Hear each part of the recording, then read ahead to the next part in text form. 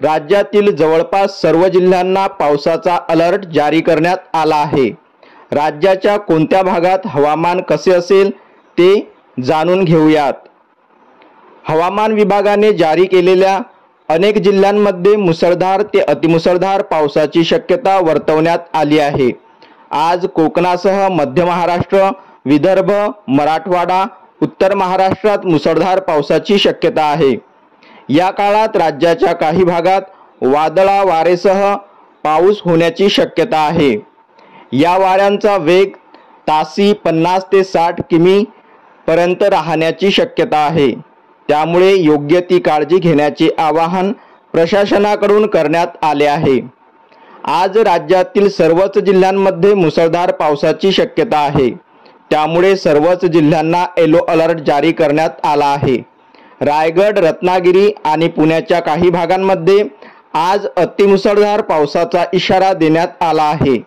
त्यामुळे या जिल्ह्यांना पावसाचा हाय अलर्ट जारी करण्यात आला आहे। तसेच आज पालघर, ठाणे, सिंधुदुर्ग, सातारा या जिल्ह्यांमध्ये पावसाची शक्यता वर्तवण्यात आली आहे। आज विदर्भातील काही जिल्ह्यांमध्ये तुरळक ठिकाणी पावसाची शक्यता आहे। या काळात वादळी वारे वाहण्याची आणि विजांच्या कडकडाटाचीही शक्यता वर्तवण्यात आली आहे। यावेळी वाऱ्याचा वेग 30 ते 40 प्रति तास असण्याची शक्यता आहे। आज अकोला, अमरावती, भंडारा, बुलढाणा, चंद्रपूर, गडचिरोली, गोंदिया, नागपूर, वर्धा, वाशिम, यवतमाळ या जिल्ह्यांमध्ये पावसाचा येलो अलर्ट जारी करण्यात आला आहे।